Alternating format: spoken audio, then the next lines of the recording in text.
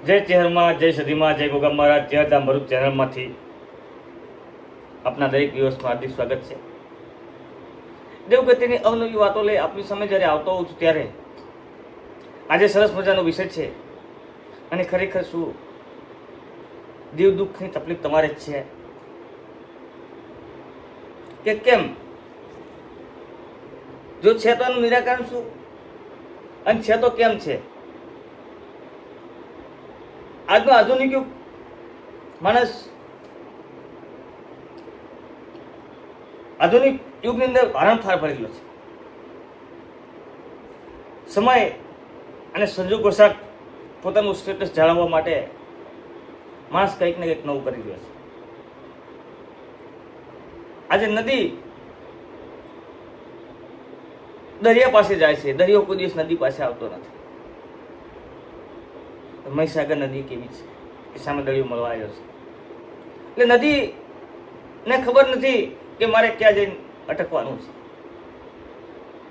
નદી શરૂઆત કરે ગમે તેવા પહાડને તો એ તોડી નાખે છે. દુઃખ એ નદી છે અને દરિયો એ માં દુઃખને સમાવનારી છે. વાત બહુ ઊંચી લાગશે. વિષય દેવગતિનો છે. તમારું મન બાળપણથી જે વિચારો સાથે જીવી રહ્યું છે, તમારા મનને તમારી દિશા ગતિ એક દિવસમાં તમે બદલી નથી શકતા. તમારા મનને તમે એક દિવસમાં તમારા તરફ વાળી નહીં શકતા. એક દિવસમાં તમારા મનને તમે વાત સમજાવી નહીં શકતા. તમારું મન નક્કી કરે છે કે તમારે દુઃખ છે કે સુખ. દેવ દુઃખ છે. ઘણા બધાના ફોન આવતા હોય, કોલ આવતા હોય, એપોઇન્ટમેન્ટ, રવિવારની બેઠકમાં માતાજીને પૂછવામાં આવતો હોય. ઘણા બધા પ્રશ્નો એવા હોય છે કે જેને દેવ દુઃખ નહીં, પણ સંસારિક પોતાનું સ્ટેટસ જાળવવા માટે પોતે જે ખર્ચો કરીને બેઠા છે એ તકલીફ છે. હા, દેવ દુઃખ નથી એ મારો વિરોધ નથી. હાથમાં કોળીઓ આવે અને મોઢા સુધી ના પહોંચે, કોળીઓ પર માથ બેસી જાય તો એ દેવ દુઃખ. તો એને તપાસ કરવી જોઈએ, તો એના વિશે વિચારવું જોઈએ, તો એના માટે કંઈક કરવું જોઈએ. વારંવાર તમારો ધંધી રોજી રોટે કે તમારી બરકત 100% કામ તમે પાવરફુલ કરો છો, મેનેજમેન્ટ તમારું પાવરફુલ છે, તમે મહેનત કરો, સવારે વહેલા ઉઠી જાગી ધંધે જાઓ છો, મજૂરી કરો છો, પણ સવારે શૂન્ય, તો 100% તમારે તપાસ કરવી જોઈએ. બાકી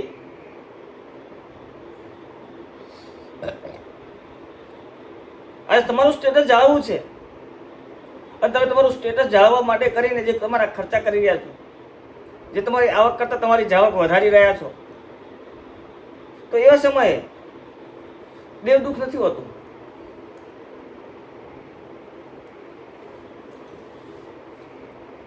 એવા સમયે તમારું સ્ટેટસ, તમારી લાગણી હોય છે. વિષય દેવગતિનું છે. સમય હરણફાળ ભરી ગયો છે.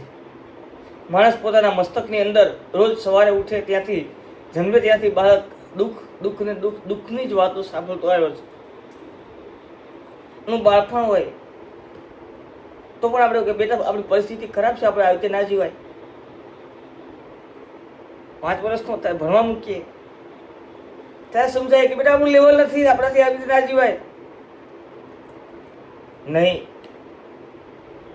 મારી કામનું જીવન જીવવાની જરૂર નથી. નિશાન ચૂક માફ, નીચું નિશાન નહીં. સંઘર્ષ કરવો જોઈએ જીવનમાં માણસે. તકલીફો જીવનમાં આવે, લડી લેવું જોઈએ, સંઘર્ષ કરી લેવાય, હારી ના જવાય. આજે ઠેર ઠેર આત્મહત્યાઓ થઈ રહી છે. આજે દેવ પર શ્રદ્ધા રાખી માણસ મરી ગયો છે. ફલાણી માતા મને આપી દેશે, ફલાણી માતા આપી દેશે, ફલાણી માતા આપી દેશે. હા, 100% આપી દે. તમારો વિશ્વાસ, તમારો ભરોસો હોય 100% આપી દે. રડવા ઉતરે તો દેવ રડવા ઉતરે. માણસ બે હાથનો માણસ માણસ અને માનવી કઈ નહીં કરી શકતો. માનવ એટલે શન્યકૃતિ સારી કૃતિ ભગવાને સર્જેલી અનંત કૃતિઓમાંની કૃતિ એટલે માનવ. બે હાથ બે પગ એક માથું એટલે માનવ નહીં. તુજ બાગતાના પુષ્પો પાણી પાયતું કરમાઈ જતા અને વન વગડાના પુષ્પો વિના સંભાળ કેમ ખીલતા. આજે હાસ્યમાં રુદન, રુદનમાં વ્યથા ક્યાં દેખાય છે? માણસનું મસ્તક અને દિલ, હૃદય ધગધગતું, તેને ભગવાને ગીતામાં કહ્યું છે કે સર્વસમતા હમરાદી સન્નિવિષ્ટો, હું દરેકના હૃદયમાં બિરાજમાન છું. જે હૃદયમાં બિરાજમાન છે તો એની પર ભરોસો મૂકી દેવાય. અને ભરોસે નાવ તરી જાય, તણકલે તળી ગયા એના દાખલા છે. અને કંઈક તરવૈયા ડૂબી ગયા એવા દાખલા છે. એ દેવ દુઃખની વાત છે. દેવ દુઃખની વાત કરીશ. આપણું મગજ 24 કલાક સતત વિચારે છે કે હું ગરીબ છું, મારું સ્ટેટસ નથી, મારાથી ના લેવાય, મારાથી ના થાય, હું ના કરી શકું. ના કરી શકું, કોઈ દિવસ ના કરી શકે. પણ હું કરી શકું, હું કરી શકું, મારાથી થઈ શકે. કેમ ના થાય? આંખ મારી તમારા જીવનમાં હોય, ટોપ લેવલ મારે લાવવું છે, એની પોઝિશન ટોપ પર છે, તો એના લેવલમાં મારે કામ કરવું છે. એના લેવલમાં હું કરી શકું એવી તાકાત મારી અંદર છે.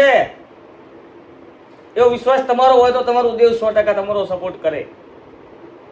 પણ 100 ગ્રામ ખીચડી ખાઈને તમારે હારે હોઈ જવું હોય તો બિઝનેસ,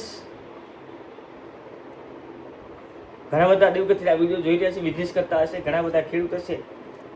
ધન્યવાદ ખેડૂતને, ખેડૂતના દીકરાને કે સાથે માથે મેઘ પોતે કેટલો મોટો ભરોસો વિશ્વાસ મૂકી અને ખેતી કરતો હોય છે. લાખો કરોડોને કોના ભરોસે? કુદરતના ભરોસે.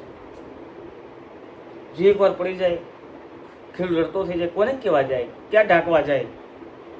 બિઝનેસમેન ઇમ્પોર્ટ એક્સપોર્ટનો ધંધા કરતા હોય છે, કોઈ ઓનલાઈન ધંધા કરતા હોય. સારા સારા માર્કેટમાં ધંધા છે, કરી શકો છો. ઓછા પ્રોફિટની અંદર ધંધો કરી શકો છો. અરે તમારી અંદર બુદ્ધિ હોય, તમે તમારી બુદ્ધિમત્તા, બુદ્ધિની વાત કરું. દેવગતિની બુદ્ધિને કોઈ લેવા દેવા નથી. બુદ્ધિ, તર્ક, સતત માણસ વિચારતો રહે, તર્ક કરતો રહે, એ માણસ કંઈક કરી શકે.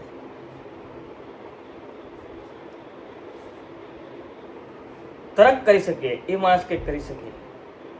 પણ જે માણસ કંઈ વિચારે જ નહીં, કંઈ સાંભળે જ નહીં, તો માણસ કંઈ કરી નહીં શકતો. કારણ કે જીવનની રીત, વાઇબ્રેશનો, આ બ્રહ્માંડ, આ કુદરત તમને આપવા માંગે છે. તમે લો એની પાસેથી. સુખ, સાહેબી, જીવન, જરૂરિયાત, તમારી જેવી વસ્તુઓ તમને કુદરત આપવા માંગે છે. માંગો તમે એની પાસે. આ બ્રહ્માંડમાં સૂતી વખતે પ્રાર્થના કરીશું, હું ઓડીમાં એક દિવસ બેસીશ, એક દિવસ હું ફોર્ચ્યુનર લાવીશ, મારા પૈસે લાવીશ, કમાઈને લાવીશ, હપ્તે નહીં, કેશ ભરીને લાવીશ. એવી ખુમારી તમારી અંદર હોવી જોઈએ. ઘણી વાર સમય ખરાબ ચાલતું હોય છે, માણસનો પરિસ્થિતિ ખરાબ હોય છે, ખુમારીથી નહીં જીવી શકતો. મળદ માણસ મેણું ખમાય, મેણાનો ઘાના ખમાય. ક્યારેક પરિસ્થિતિ નબળી પડી જાય છે માણસની, તો એ દેવ કરી રહ્યો છે. દેવગતિની તકલીફ છે. હા, ઘણી વખત તકલીફ હોઈ શકે, પણ ઘણી વખત પોતાનું સ્ટેટસ જાળવવા માટે પોતે ના ઢાલેલા કરતાં વધારે ખર્ચા કરે છે. એ મહત્વના હોય છે. તો દેવગતિનું દુઃખ હોય તો હાથમાં કોળિયો આવ્યો હોય અને કોળિયો મોઢામાં ના જાય તો દેવ દુઃખતું હોય. તમે ગમે એટલો ધંધો કરતા હોય, કમાતા હોય અને સાંજે ભેગું ના થતું હોય તો એ દેવ દુઃખ હોય. રડવા ઉતરે, ઓટોમેટિક કઈથી લાઈ કઈ ભેગું કરીને ખબર ના પડે. એ ભગવતી, એ ચેહર, એ સધી સિગોતર, એ મેળડી, એ બુટ, એ વાઢાળી, એ સિગોતર, એ વિહોત, એ મેળડી, એ ઝોપડી, એ જહું ક્યારે ક્યાંથી લાવી ભેગું કરી દે, ક્યારે ધંધો આપી દે તમને, ક્યારે રોજીરોટી આપી દે. જગત નવરું બેઠું હોય, તમે કામ કરતા હોય, એની કૃપા છે. એના વગર કંઈ નથી, પાંડું નહીં હાલતું. હે જગજનની, હે જગદંબા કીધું છે.